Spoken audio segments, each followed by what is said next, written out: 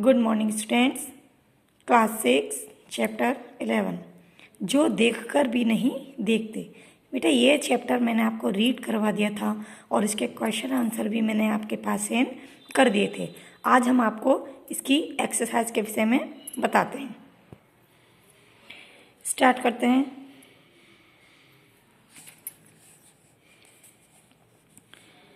ये आज तुमने अपने घर से आते हुए बारीकी से क्या क्या देखा सुना। मित्रों के साथ सामने की ये बेटा ये दोनों कुछ नहीं, जैसे ये है सेकंड वाला, कान से न सुन पाने पर आसपास की दुनिया कैसी लगती होगी। तो आप अनुभव करेंगे कि कान से न सुन पाने पर कुछ लोग जो गूंगे और बहरे होते हैं वो अपने मतलब अनुभव करके ही जान लेते हैं कि ये क्या चीज़ है, ये क्या चीज़ कह रहा है, मतलब इशारों से भी पता कर लेता है। थर्ड है, तुम्हें किसी ऐसे व्यक्ति से मिलने का मौका मिले जिसे दिखाई न देता हो, तुम उसे सुनकर सूंघकर चखकर छूकर अनुभव की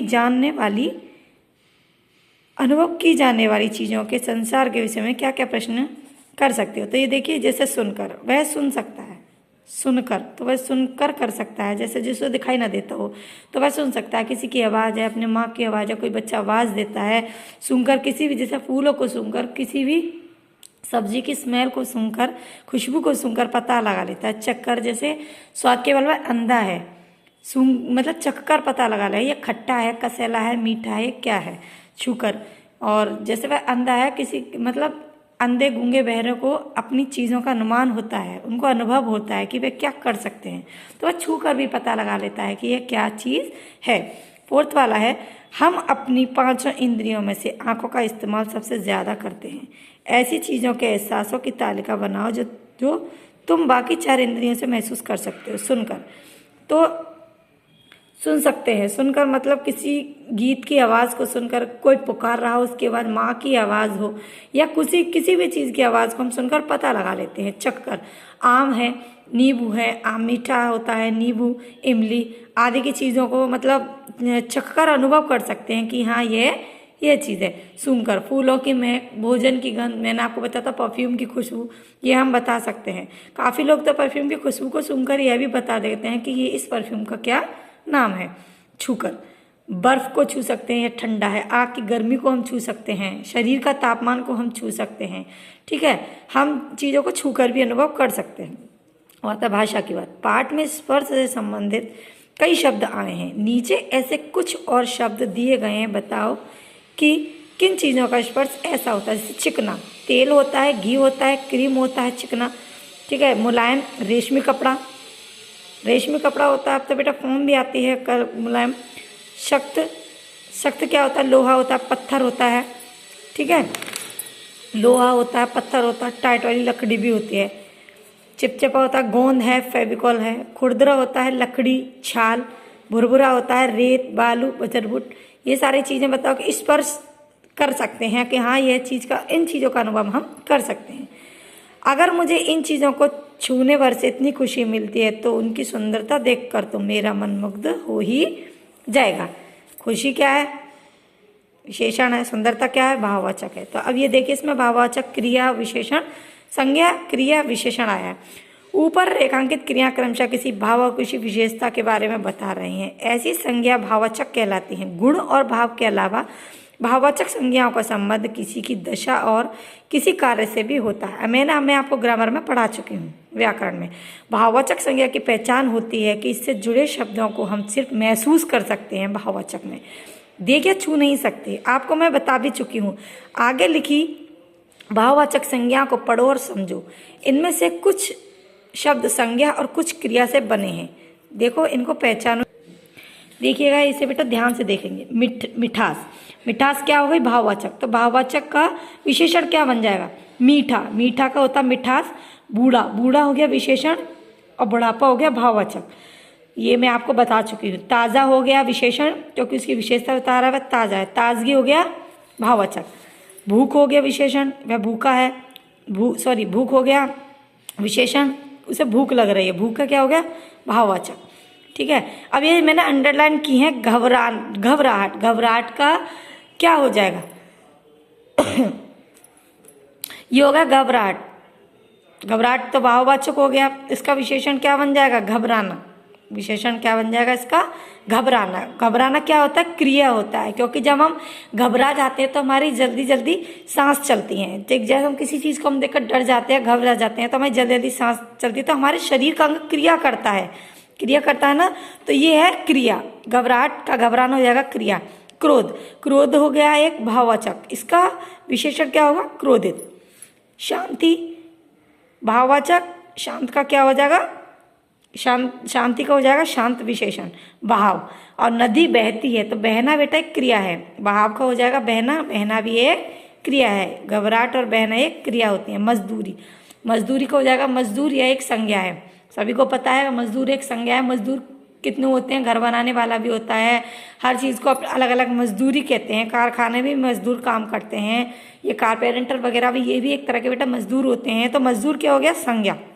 भोलापन, भोलापन हो गया, क्या हो गया? भोलापन भाववाचक, इसका विशेषण होगा भोला। फुर्ती का होगा फुर्तीला। एहसास का बेटा एहसास ही रहेगा, क्योंकि किसी को अपनी गलती का एहसास होता है तो एहसास का एहसास ही रहेगा। एहसास भाववाचक भी हो जाएगा, एहसास उसमें गुण या दोष जो भी कुछ है वह हो जाएगा, उसका अपनी गलती का एहसास होता है उसे, तो उस एहसास का एहसास ही रहेगा। एहसास भाववाचक है, इसका विशेषण भी एहसास ही रहेगा। अब ठीक है, या ये आपकी ग्रामर आ गई। अब मैं आपको थर्ड बताती हूँ। मैं अब इस तरह के उत्तरों की आदी हो चुकी हूँ। उस बगीचे में आम, अमलतास, सेमल आदि तरह तरह के पेड़ है। तो आदि और आदि, इनमें क्या अंतर है? आदि का मतलब होता है हम किसी चीज़ के आदी हो चुके हैं, हमें किसी चीज़ की लत लग जाती है, शौकीन हो जाते हैं। आदि का मतलब होता है और, मतलब तरह तरह के। आदि का मतलब होता है और ज़्यादा। तो इस तरह से ऊपर दिए गए दोनों वाक्यों में रेखांकित शब्द देखने में मिलते जुलते हैं। मैंने बताया था ना, समानार्थी शब्द होते हैं ऐसे, पर उनके अर्थ भिन्न हैं। नीचे ऐसे कुछ और शब्द दिए हैं, वाक्य बनाकर उनका अर्थ स्पष्ट कीजिए। ठीक है, ये आपके समझ में आए ये होते हैं बेटा, इनको श्रुति भिन्नार्थक शब्द भी कहते हैं, जो देखने में एक होते हैं लेकिन उनके तरीके अलग अलग लिखने के, ये उनके लिखने के तरीके अलग अलग होते हैं लेकिन देखने में एक ही लगते हैं। मतलब आदि और आदि ये सुनने में एक लगते हैं लेकिन इनके शब्द बिल्कुल अलग अलग होते हैं। देखिए जैसे ये है अवधि, अवधि और अवधि। अवधि का मतलब होता है समय। अवधि ये आपको बेटा अपने आप ही एक एक बनाने हैं। जैसे अवधि, उस पेपर, हिंदी के पेपर करने की अवधि 3 घंटे है। तो अवधि का मतलब होता है समय, और अवधि का मतलब होता है, अवधि का मतलब होता है भाषा। अवधि का मतलब होता है भाषा। मैं, जैसे मछली पानी में है, और मैं कल स्कूल जाऊंगा। मैं का मतलब होता है कोई चीज़ पानी में है, ठीक है, कोई चीज़ के अंदर है तो उसके लिए लगाते हैं मैं। जैसे साड़ी में बहुत सुंदर वर्क है, बहुत सुंदर कढ़ाई है या वर्क है, ठीक है। मैं कल स्कूल जाऊंगा। मेल का मतलब होता है एकता करना। सहपाठियों में बहुत मेल है, मेल। इस साबुन से सारा कपड़े का मैल छूट जाएगा। और का मतलब होता है दिशा। मेरा घर पूरब की ओर है। और का मतलब होता है एक दूसरे के जो बीच में संबंध होता है। जैसे राम और श्याम दोनों भाई हैं। दिन का मतलब होता है जो दिन होता है, सप्ताह के दिन जो होते हैं। आज सोमवार का दिन है। दीन का मतलब होता है गरीब, हमें दीन दुखियों की सहायता करनी चाहिए। सिल का मतलब होता है पत्थर। माता जी सिल और बटनी से चटनी बना रही हैं। शील। रमन की माँ बहुत शील स्वभाव की है, मतलब शांत स्वभाव की है, ठीक है। ये बेटा आपको एक आपको वाक्य बनाने। अवधि, मैंने आपको बता दें, अवधि और अवधि भाषा, ठीक है। और इस तरह से आपको एक वाक्य बनाने हैं। अनुमान और कल्पना। इस तस्वीर में तुम्हारी पहली नजर कहाँ? ये बेटा एक पैसेज की तरह, ये आपको एक चित्र दिया गया है, इसमें आपको कहानी के क्वेश्चन खुद निकालने हैं, मतलब कहानी के क्वेश्चन दिए गए हैं और आंसर आपको खुद निकाल गए हैं चित्र को देखकर। इस तस्वीर में तुम्हारी पहली नजर कहाँ पड़ी है? तो कहाँ जाती है ये तस्वीर में? आसमान की तरफ जाती है हमारी, ठीक है। गली में क्या क्या चीजें हैं? गली में क्या क्या चीजें हैं? ये देखिए, स्कूटर पर एक आदमी है, साइकिल पर एक आदमी खड़ा है, कपड़े हैं, कई सारी दुकानें हैं, दुकान की तरफ मुंह करके एक आदमी खड़ा है, हमें काफ़ी चीज़ें दिखाई दे रही हैं। इस गली में हमें कौन कौन सी आवाज़ें सुनाई देती होंगी मतलब सुबह के वक्त कौन सी आवाज़ सुनाई देती होगी बेटा? तो सुबह के वक्त बच्चों के स्कूल जाने की आवाज़, मतलब लेखक कहता है होंगी, हमें क्या क्या चीज़ का अनुभव होता होगा। बच्चों के जाने की आवाज़, पेपर वाले की आवाज़, दूध वाले की आवाज़, फेरी वाले की आवाज़ आदि, हॉर्न वगैरह की आवाज़ सुनाई देती होगी। दोपहर के वक्त बच्चे स्कूल से लौट के आते हैं, उनके शोरों की आवाज़, उनकी शोर की आवाज़, और कबाड़ी वाले की आवाज़, और सब्जी वाले की आवाज़ आदि आवाज़ें सुनाई देती होंगी। शाम के वक्त चहल पहल होती है, टहलने की आवाज़, बच्चों बहुत सारे लोगों के कदमों की आवाज़ें सुनाई देती हैं, और हॉर्न वगैरह जो वापस लौटते हैं ड्यूटी से, ठीक है, और बच्चों के खेलने की आवाज़, रेडियो शोर की आवाज़ सुनाई देती होगी। रात के वक्त कुत्तों के भौंकने की आवाज़, और जो पुलिस की गाड़ी का सायरन होता है, हॉर्न होता है, उसकी आवाज़, चौकीदार की आवाज़ सुनाई देती होगी। अलग अलग समय में गली कैसे बदलती होगी? बेटा अलग अलग समय में गली तो नहीं बदलती, लेकिन गली के लोग बदलते रहते हैं। जैसे कोई किराए पे रहता है, वो खाली खाली करके चला जाता है, और जैसे दुकानें हैं, आजकल किराए की दुकान पर आजकल कोई और, परसों कोई और, तो इस तरह से समय, गली तो वही रहती है लेकिन गली में बदलाव होता रहता है। कई तरह के वाहन आते जाते रहते हैं, कभी गली शांत हो जाती है, कभी चहल पहल से बढ़ जाते हैं, इसलिए बदलाव उसमें इस तरह से होता होगा। ये तारें गली को कहाँ कहाँ से जोड़ते होंगे? जैसे तार दिखाई दे रहे हैं इस सीन चित्र में, तार दिखाई दे रहे हैं, तो बेटा ये गली से ट्रांसफार्मर की तरफ, फिर वहाँ ट्रांसफार्मर की तरफ, वहाँ से फिर बिजली घर से फिर केबल आती हैं, टीवी की केबल आती हैं, और टेलीफोन वगैरह दूरभाष से जो मतलब खंभों पर मतलब जो बॉक्स लगे रहते हैं उन तक मतलब जुड़ी रहती होंगी। साइकिल वाला कहाँ से कहाँ जा रहा होगा? अब हमें कंफर्म थोड़ी है, साइकिल वाला खड़ा है, अपने घर जा रहा है, कार्यालय जा रहा हो, तो शायद हो सकता है सुबह का टाइम है, तो हो सकता है कि यह मतलब अपने घर से निकल के कार्यालय जा रहा होगा, या कार्यालय से लौट कर आ रहा होगा, रास्ते में बातचीत कर रहा है।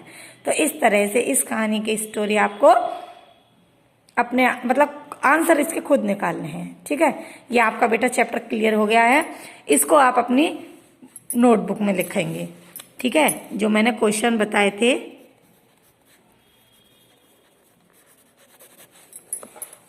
ठीक है, आप अपनी इसको नोटबुक में लिखेंगे। इस क्वेश्चन को भी जो मैंने आपको बताया, ये आप अपनी एक होमवर्क की, जो मैंने आपको कॉपी बताई थी, जो मैंने आपको पहले बनवाई थी, उस कॉपी में आपको ये लिखना है। ओके बेटा, अगर और कोई प्रॉब्लम हो, आपको कुछ समझ में नहीं आती हो, तो आप मुझसे कॉल करके पूछ सकते हैं। ओके बेटा, थैंक यू। और बेटा ये चीज़ तो आपको अपनी बुक में ही करनी है।